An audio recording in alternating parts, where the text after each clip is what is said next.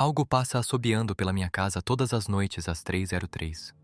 Algo passa assobiando pela minha casa todas as noites às 3h03. Todas as noites, não importa o clima. Algo anda pela nossa rua assobiando suavemente. Você só consegue ouvir se estiver na sala ou na cozinha quando eles passam, e sempre começa exatamente às 3h03. O som começa fraco, em algum lugar perto do início da pista, perto da casa dos Carson. Estamos no meio da rua. Então, o assobio passa por nós antes de desaparecer na direção do beco sem saída. Quando eu era mais nova, minha irmã e eu entrávamos furtivamente na cozinha algumas noites para ouvir.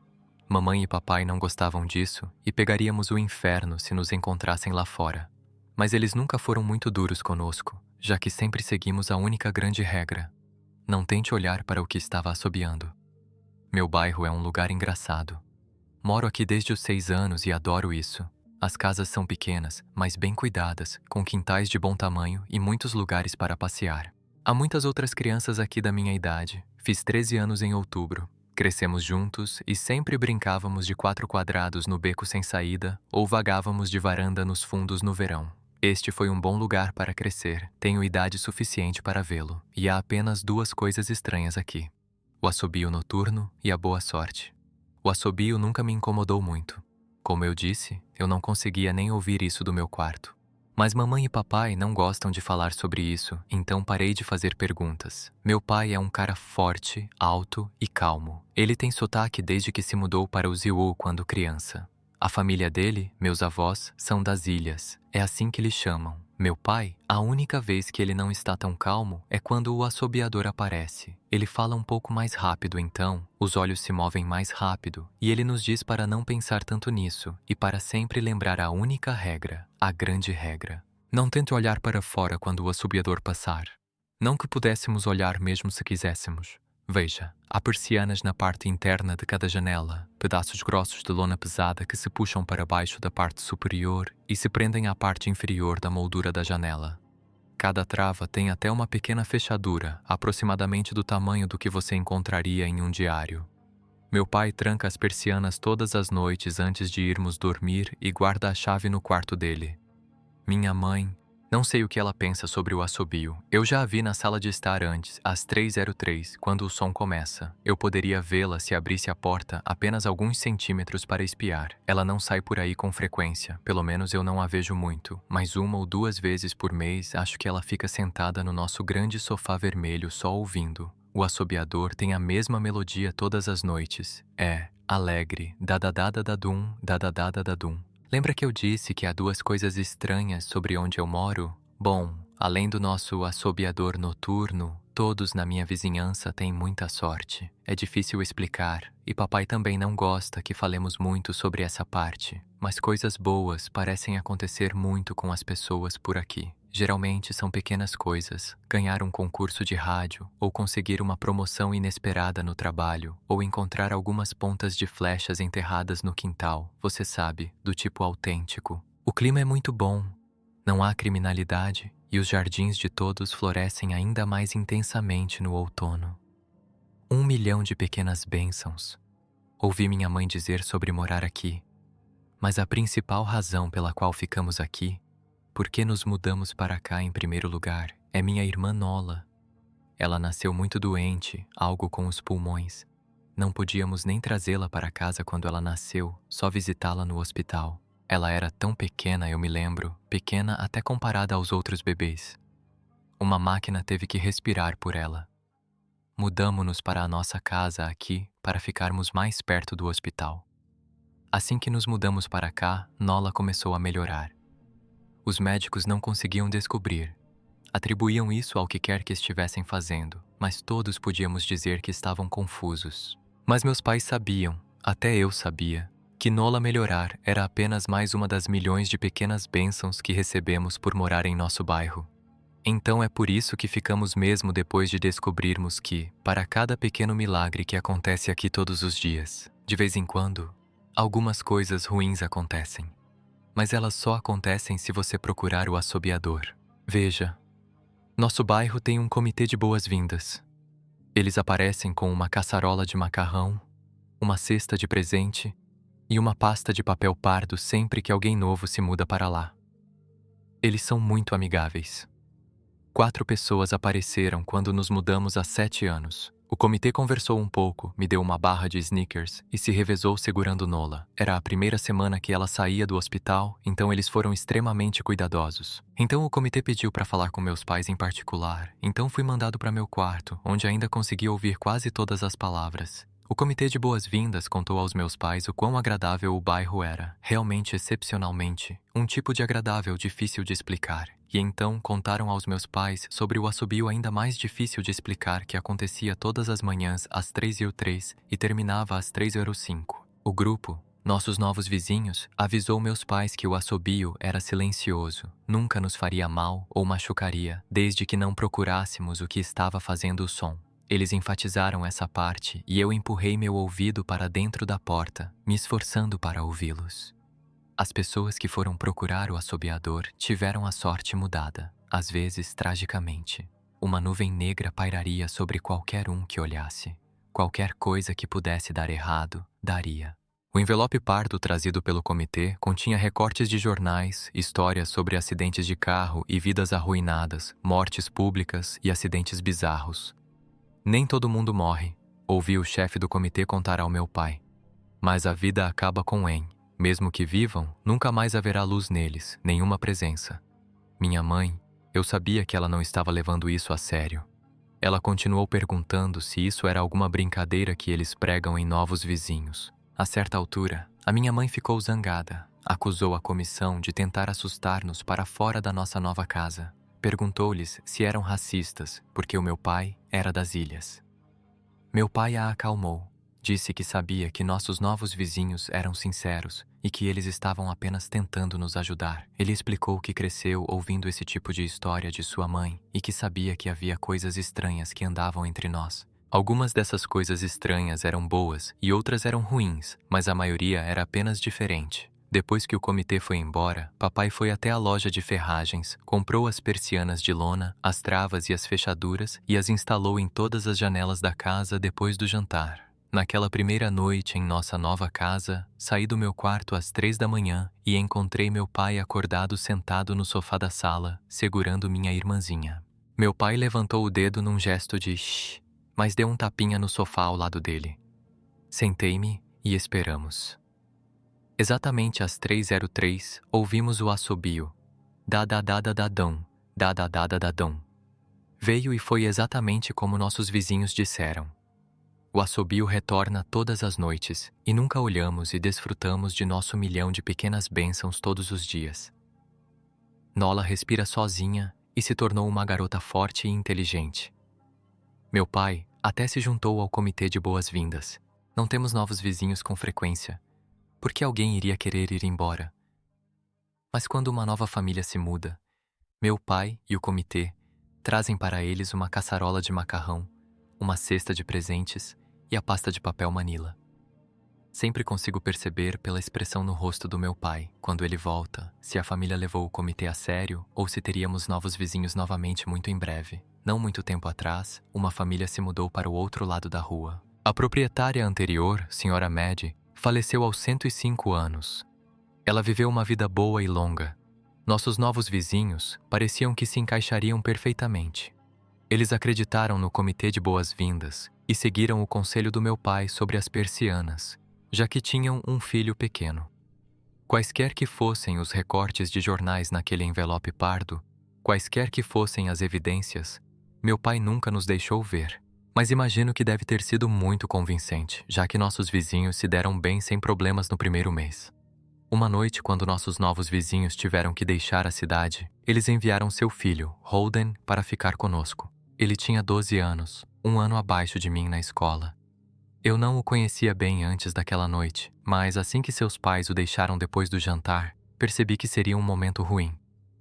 Você sabe quem está sempre por aí assobiando todas as noites? Holden perguntou no momento em que os adultos saíram da sala. Nós 3 estávamos sentados na sala, com algum filme da Disney passando distraidamente na televisão. Minha irmã e eu trocamos um olhar. Nós não falamos sobre isso, eu disse. Acho que é aquele esquisito que mora na grande casa amarela na esquina, disse Holden. Sr. Tolles? Minha irmã perguntou. De jeito nenhum, Ele é muito legal. Holden encolheu os ombros. Deve ser um assassino psicopata, então. Nola ficou tensa. Nós não falamos sobre isso, repeti. Vamos para o meu quarto jogar Nintendo. Passamos as horas seguintes jogando, comendo pipoca e depois assistindo filmes. Uma festa do pijama típica, mas pude ver que Holden estava ficando ansioso. Depois que meus pais nos desejaram uma boa noite, trancaram as persianas e foram dormir. Holden se levantou do puff e foi até onde Nola e eu estávamos sentados na minha cama. Você já tentou procurar? Ele perguntou. Está quase na hora. Como na maioria das festas do pijama, ignoramos convenientemente qualquer sugestão de hora de dormir. Fiquei chocado ao ver que ele estava certo. Eram quase 3 da manhã. Suspirei. Nós não. Veja, eu não posso. Eu não posso nem tentar olhar porque meu pai tranca as persianas toda noite e esconde a chave. Ele continuou, me ignorando. Nosso pai também, disse Nola. Não, respondeu Holden. Não, ele não faz isso. Você o viu fazer isso, eu disse, um pouco mais afiado do que eu pretendia soar. Holden sorriu. Seu pai tranca as persianas, sim, mas não esconde a chave. Ele mantém isso em seu chaveiro normal. Então, perguntei, preocupada por já saber o que ele diria a seguir, porque eu tinha notado que meu pai não se preocupava mais em esconder a chave depois de todos esses anos. Porque ele sabia que levávamos isso a sério. Então, depois que seu pai trancou, mas antes que seus pais fossem dormir, eu fui ao banheiro. E no caminho, posso ter espiado o quarto deles, e posso ter visto o chaveiro do seu pai na mesa de cabeceira dele, e talvez tenha pegado emprestada a chave das persianas. Nola e eu olhamos, e seu sorriso só aumentou. Você está mentindo, eu disse. Holden deu de ombros. Você pode verificar se quiser. Basta abrir a porta dos seus pais e olhar. Você verá o chaveiro dele ali mesmo na mesa de cabeceira. Fique aqui, eu disse aos dois. Não mova um músculo. Corri para o quarto dos meus pais, mas hesitei na porta. Se Holden não estivesse mentindo, meu pai ficaria bravo. Além da raiva, fiquei com medo de pensar nisso. Mas mais medo de uma janela aberta com o assobiador do lado de fora. Abri a porta, apenas 1 centímetro, e olhei para dentro, mas estava escuro demais para ver. Respirando fundo, entrei na sala. 2 passos na escuridão eu congelei. O assobio começou, e eu podia ouvir isso claramente, do quarto dos meus pais. Nunca percebi, mas eles devem ter ouvido o som todas as noites desde que nos mudamos para casa. Eles nunca nos contaram. Acho que não conseguiria dormir durante isso. Fiquei ali, ouvindo o assobio se aproximar, sem saber se deveria acender uma luz ou chamar meu pai. Sons suaves da sala de estar me trouxeram de volta à realidade. Nola! Eu gritei, saindo correndo do quarto dos meus pais. Holden e Nola estavam perto da porta da frente, perto de uma janela. Holden não estava mentindo. Eu podia vê-lo mexendo na fechadura de uma das persianas. Ouvi um clique. Ele tinha a chave. Holden soltou uma risada rápida. Nola ficou ao lado dele, curvada, com medo, mas talvez curiosa. O assobio estava do lado de fora da nossa casa agora. Acho que fiz um barulho e gritei. Não me lembro. O tempo parecia congelado, ponteiros de relógio pregados no rosto. Mas eu me vi me movendo.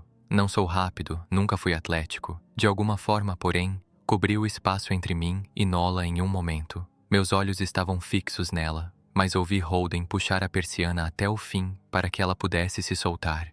Ouvi o estalo começar a subir e ouvi o assobio do outro lado da janela, mas eu tinha meus braços em volta de Nola e nos virei para que ela ficasse de costas para a janela. Ao mesmo tempo, fechei os olhos. A persiana se abriu. O assobio parou. Senti Nola tremendo em meus braços. Não olhe, ok? Eu disse a ela. Não se vire. Estávamos posicionados de modo que ela ficasse de costas para o corredor e eu ficasse de frente para a janela. Meus olhos ainda estavam fechados. Sentia acenar com a cabeça no meu ombro. Estendi a mão com o braço que não segurava Nola e tentei tocar em Holden. Minha mão roçou em seu braço. Ele estava tremendo pior que Nola. Holden? Eu perguntei. Silêncio. Passei por ele e senti cuidadosamente a janela, com os olhos ainda fechados. O vidro estava frio na ponta dos meus dedos, mais frio do que deveria ter sido naquela época do ano. Movi minha mão pela janela, procurando a corda para a persiana. O copo começou a ficar mais quente à medida que eu avançava, e havia um zumbido suave voltando para as pontas dos meus dedos. Tentei não pensar no que poderia estar do outro lado da janela.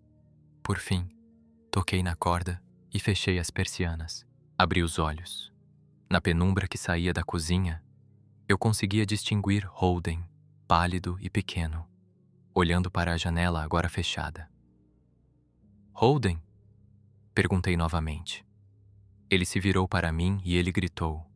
Tudo se tornou uma onda de movimento. Luzes ganharam vida no corredor e depois na sala de estar. Os passos dos meus pais ecoavam pelo chão de madeira. Não me virei para olhar para eles. Meus olhos estavam grudados em Holden. Ele estava pálido, mordeu o lábio com tanta força que havia uma fina linha vermelha de sangue escorrendo pelo queixo, e ele se molhou.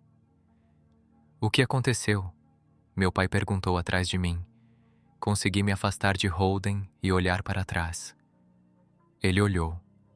Eu nunca tinha visto meu pai assustado antes, mas vi naquela noite, naquele momento, um terror velho e feio costurado em seu rosto.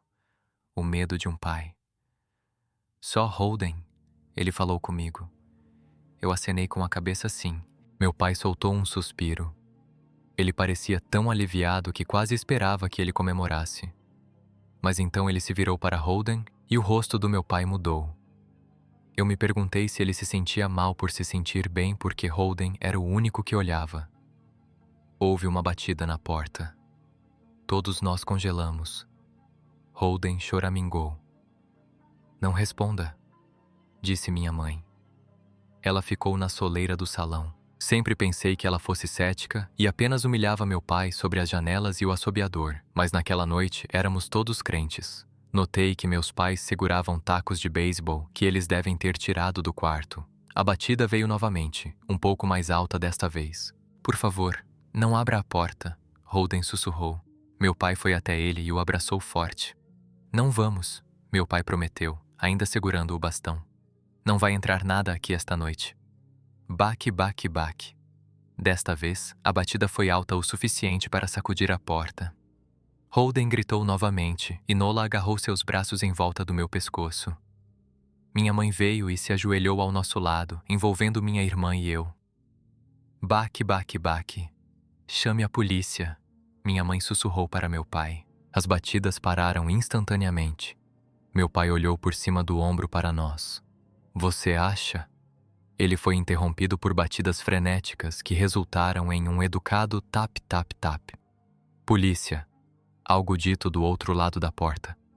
A voz de fora soava exatamente como a da minha mãe, como um papagaio repetindo as palavras para ela.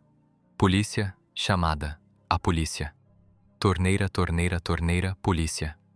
Minha mãe nos aproximou. Polícia, polícia, polícia, polícia. Por favor, pare. Eu a ouvi sussurrar. Não acho que ligar para eles vá ajudar, disse meu pai. Como saberemos quando são eles que estão na porta? As batidas voltaram com mais força do que antes. A porta tremeu, então parou. Depois de um longo momento, ouvi a batida novamente, mas vinha da nossa porta dos fundos.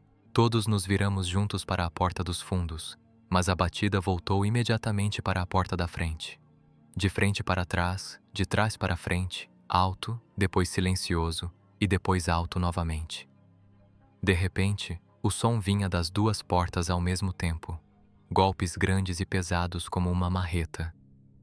Então, algo começou a bater em todas as janelas da casa, depois nas paredes. Era como se vivêssemos dentro de um tambor com uma dúzia de pessoas tentando tocar ao mesmo tempo. Ou éramos uma tartaruga e algo estava tentando nos arrancar de nossa carapaça. Parar! Holden gritou. A batida morreu. Não vou contar, disse Holden, olhando para a porta. Prometo que não contarei a ninguém o que vi. Por favor, vá embora. Esperamos quase um minuto. Então ouvimos um suave torneira, torneira, torneira vindo da janela pela qual Holden havia olhado antes. Holden começou a chorar, soluçando como um prisioneiro observando a forca sendo construída do lado de fora de sua cela. Meu pai o segurou, escovou seu cabelo, mas nunca mentiu para ele. Nunca lhe disse que tudo ficaria bem. As batidas na janela continuaram pelo resto da noite. Nós nos amontoamos na sala de estar por não sei quanto tempo. Por fim, minha mãe tentou levar as crianças para o meu quarto enquanto meu pai ficava vigiando a porta. Mas no segundo em que nos mudamos para o meu quarto, as batidas voltaram, tão altas que era possível ignorar. Fiquei com medo de que a porta não aguentasse. Voltamos para a sala e as batidas pararam. Restava apenas o tap-tap-tap na janela. Nenhum de nós dormiu naquela noite. As batidas pararam por volta das 7 horas. É mais ou menos nessa hora que o sol nasce aqui. Esperamos mais 2 horas antes que meu pai abrisse as persianas de uma janela. Ele fez com que todos voltássemos primeiro para o quarto dos meus pais. Ouviu abrir a porta e depois voltar para dentro. Ok, ele nos contou. Está feito. Os pais de Holden voltaram por volta da hora do almoço.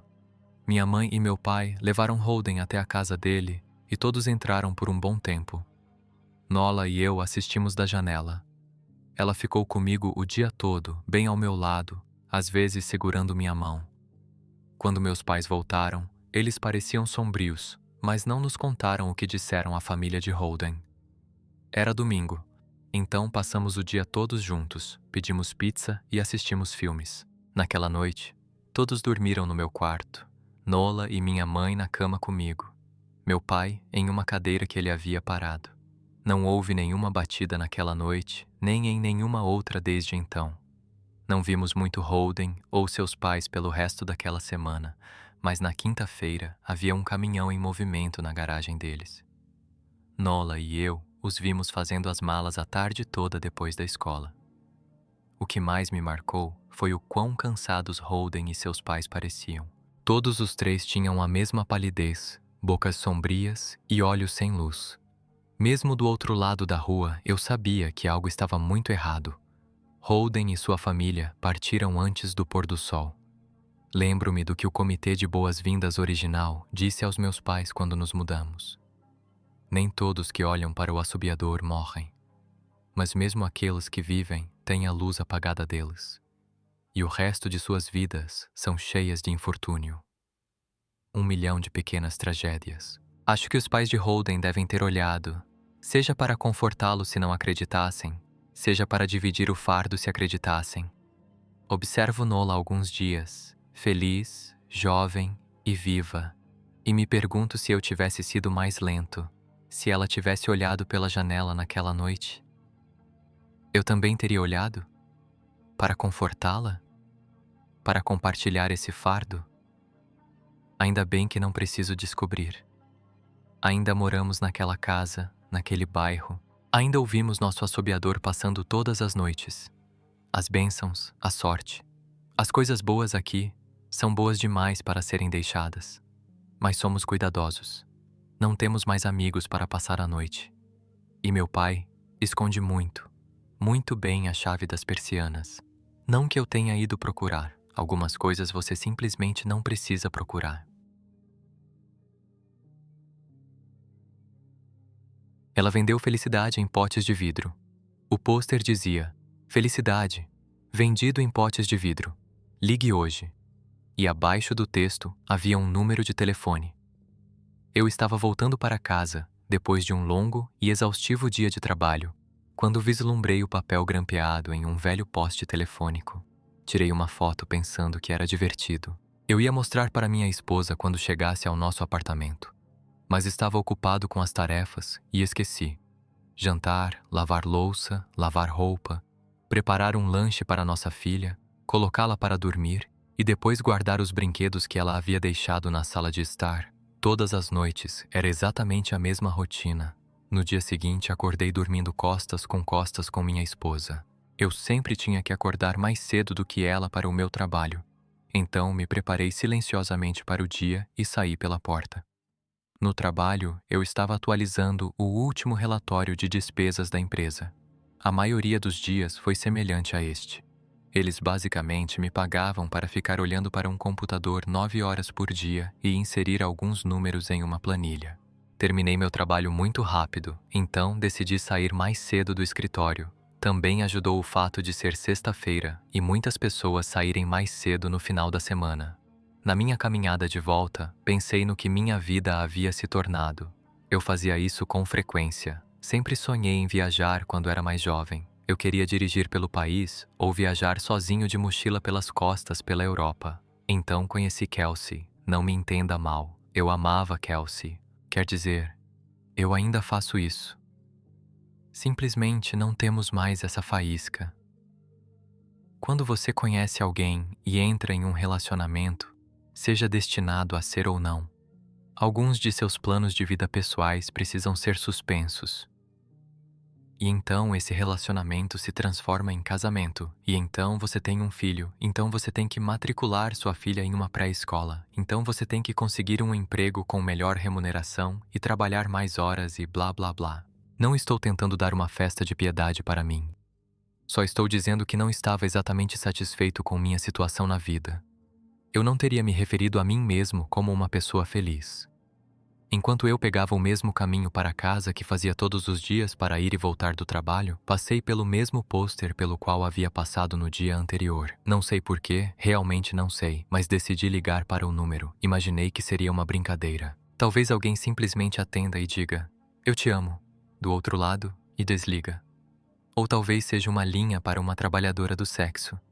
Eu não tinha ideia do que esperar. Eu liguei. Só tocou uma vez antes de alguém atender. "Olá", uma mulher disse. Oi. Estou ligando para falar sobre seu pôster? Seu anúncio?" "Ah, incrível", ela disse calmamente. "Quando você quer pegá-lo?" "Pegar o quê?" "O jarro", ela disse, como se fosse a coisa mais óbvia do mundo. "Ah, claro. Percebi então que tinha saído mais cedo do trabalho sem contar para Kelsey, então eu poderia ir buscá-lo agora e ela não perceberia. "O que exatamente é isso? É isso que você está vendendo?" "Acabei de te contar. É felicidade, em um frasco de vidro. Como dizia o cartaz, a felicidade se conserva melhor em potes de vidro. Eles são mais duráveis do que, digamos, um saco plástico." Ok. Devemos nos encontrar em algum lugar?" "Com certeza. Não quero que você acabe sendo um canalha ou algo assim, então vamos para um lugar público." O local público que escolhemos foi um estacionamento Starbucks a pouco mais de 1 quilômetro de mim. Agora, eu não achava que realmente compraria um pote de felicidade ou o que quer que seja. Eu tinha 99% de certeza de que ela iria me vender drogas. Talvez a heroína estivesse no jarro. Lembro-me de pensar, não. Felicidade provavelmente é um apelido para alguma droga de rua e eu vou a um negócio de drogas. E se ela for policial, vou ser preso? Mas algo dentro de mim me disse para continuar andando, e foi o que fiz. Fiquei do lado de fora e mandei uma mensagem para ela. "Eu estou aqui." Ela: "Legal, chegue lá em 1 segundo." Eu: "O que você está dirigindo?" Ela: "Camry de prata." E quando sua mensagem final chegou, vi seu carro parar. Ela tomou um lugar não muito longe de onde eu estava. Pude ver que não havia mais ninguém no carro, o que pôs fim ao meu medo de sequestro. Ela abriu a porta e ficou na calçada, olhando em volta até que seus olhos encontraram os meus. Dei-lhe um pequeno aceno de reconhecimento. Ela simplesmente respondeu acenando com a mão, gesticulando para que eu fosse até o carro dela, então eu fui. Ela era jovem, talvez com 20 e poucos anos, com cabelos cacheados e dourados. Sua pele era pálida e contrastava com a roupa toda preta que ela usava. Eu pensei que ela se parecia com Glinda, a bruxa boa, de O Mágico de Oz. Vestiu as roupas da bruxa má. "Belo dia fora", ela disse como uma saudação. "Ah, sim, é. Realmente não tinha prestado atenção nisso." "Você era aquele que ligou por causa do pote, certo?" "Sim, fui eu." "Legal, bem, aqui está." Ela me entregou um pequeno frasco de vidro. Não podia ter mais de 5 centímetros de altura. Dentro dela havia uma luz. Não é uma lâmpada, apenas luz. Era como se alguém tivesse engarrafado o sol.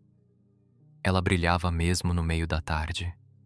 Parecia um pequeno sol, ou um pequeno universo existente nesta pequena casa com paredes de cristal. Eu o admirava sem nenhuma tentativa de esconder o espanto no meu rosto. Muito radical, não é? O que? O que é isso? Você perguntou isso umas 3 vezes diferentes, eu acho. Minha resposta continua a mesma. É felicidade. Felicidade em um frasco de vidro. O que eu faço com isso? Fique com ele. Ela disse simplesmente. Se você tiver algum problema, me mande uma mensagem. Ela começou a entrar no carro. Espere, eu disse. Pensei que você estivesse vendendo isso. Quanto custa? Não se preocupe, cara, ela disse com um sorriso. Você vai pagar. Ela fechou a porta e eu saí do caminho dela enquanto ela recuava e depois fui embora. O que diabos tinha acabado de acontecer? O que eu estava segurando? Olhei para o pote novamente. Seu brilho era simplesmente hipnotizante. Coloquei-o no bolso e pude ver seu brilho levemente através das minhas calças. Comecei a caminhar para casa. O que era apenas um dia agradável e ensolarado, rapidamente se transformou em um dia chuvoso, com nuvens envolvendo o céu. Não havia previsão de que choveria, senão eu teria ido de ônibus ou metrô para o trabalho naquele dia. Corri para casa tentando não ficar muito encharcado. Finalmente encontrei abrigo quando cheguei ao meu prédio. Caminhei até minha porta e descobri que minha chave não estava mais no chaveiro. Merda, não acredito que perdi de novo, eu pensei. Bati na porta e disse em voz um tanto alta. Ei, querido, sou eu. Não sei o que aconteceu com minha chave. Ouvi a porta sendo destrancada do outro lado. Quando a porta se abriu, fui recebido por um homem grande e corpulento, com cabelos oleosos e cavanhaque despenteado. Ele disse: Acho que você pegou a porta errada, amigo. Ah, eu disse desorientado. Minha culpa. Desculpe. Tenha uma boa noite. Ele soltou uma risada enquanto fechava a porta. Apartamento número 33. Eu sei que aquele era meu apartamento. Eu sei que foi. Eu estava no apartamento 33 há 5 anos. Mas que não era meu apartamento. Pelo que pude ver lá dentro, todos os móveis eram diferentes, estavam pintados de uma cor diferente. Estava tudo errado. Senti como se tivesse batido a cabeça e estivesse drogado. Naquele momento, nada fazia sentido. Peguei meu telefone para ligar para Kelsey para que ela pudesse me acalmar e me dizer que fiquei confuso por um segundo. Mas o contato dela não estava no meu telefone. Na verdade, não havia nada no meu telefone. Não recebi nenhuma mensagem com ela. Nenhuma chamada anterior. Sem fotos. Foi como se meu telefone tivesse sido redefinido para as configurações de fábrica. Aquela garota de alguma forma desligou meu telefone quando eu não estava olhando? Eu teria discado o número de Kelsey manualmente, mas não conseguia me lembrar bem. Eu já sabia disso de cor antes, mas não mais. Eu precisava voltar para o escritório. Tinha todos os meus contatos armazenados em backup no meu computador de trabalho. Como ainda estava chovendo, peguei o ônibus que parava bem em frente ao complexo de apartamentos. Fui até o centro da cidade em direção ao meu escritório, o tempo todo olhando para meus sapatos molhados, me perguntando o que diabos estava acontecendo. Temos acesso por cartão-chave ao nosso prédio para que somente pessoal autorizado possa entrar. Eu sempre mantenho meu cartão de acesso na minha carteira, sempre, mas, surpresa, surpresa, não estava lá. Falei com o palestrante que tínhamos para convidados com compromissos ou funcionários como reserva caso alguém perdesse ou esquecesse o cartão. BZZZ. Ei, este é Tim. Devo ter perdido meu cartão. Meu número de funcionário é... Parei porque não consegui nada. Uma voz veio através do orador. Tim, você foi cortado. Qual é o seu número de funcionário? Não consigo me lembrar. Tudo bem. Apenas me diga seu nome completo e departamento. Finanças. Estou em finanças. Meu nome completo é Tim Brooks. Um segundo. Cerca de 30 segundos depois, o homem falou comigo novamente. Não temos um Tim Brooks trabalhando neste prédio. Tiveste um compromisso com alguém? Recuei surpreso, quase tropeçando em meus próprios pés. Eu tinha acabado de estar naquele escritório há 1 ou 2 horas. O que estava acontecendo comigo? Eu sentia como se estivesse tendo Alzheimer, mas passando por todas as fases em um dia. Olhei para minhas mãos, sem saber se estava no corpo certo. Senti que o mundo ao meu redor estava se desintegrando. Eu não estava no controle. Eu estava apenas sentado dentro da cabeça de outra pessoa, observando o mundo através dos olhos dela. Só então recebi uma mensagem. Reconheci o número imediatamente. Era aquela garota. Aquele que me deu o jarro. Eu tinha esquecido tudo até ver a mensagem dela. Ela. Olá. Como vai? Enquanto olhava para seu vidro brilhante, percebi algo. Eu não sabia mais como era o rosto da minha esposa. Eu sabia o nome dela. Bem, eu sei que começou com um K, ou talvez um C. Eu não conseguia imaginá-la em minha mente. Eu sabia que tinha uma esposa. Eu sabia que sim.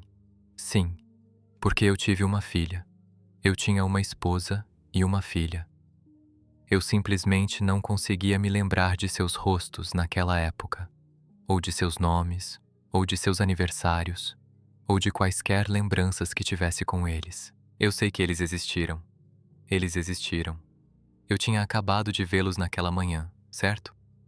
Eu não conseguia me lembrar de como ela parecia, ou como ela cheirava. Qual foi o nosso primeiro encontro? Tivemos um casamento, certo? E o nosso primeiro beijo? Ou minha filha? Ou era meu filho? Talvez eu nem tivesse um filho, mas minha esposa, ou namorada, ela era real. Eu sabia que ela estava. O pensamento estava me destruindo. Eu não conseguia vê-la na minha cabeça. Eu não conseguia me lembrar de um único fato sobre ela. Eu estava do lado de fora do mesmo prédio, mas não tinha certeza do porquê. Eu trabalhei lá? Preciso trabalhar em algum lugar. A chuva agora era acompanhada por um vento frio. Estava chicoteando meu rosto, fazendo meu nariz e bochechas arderem. Eu queria ir para casa. Eu queria estar com ela. Eu queria estar aquecido. Eu queria trabalhar em um escritório de merda que mantivesse um teto sobre minha cabeça. Eu queria tudo. Eu estava encharcado. Eu estava infeliz. Eu não conseguia me lembrar dos meus pais, nem da minha infância.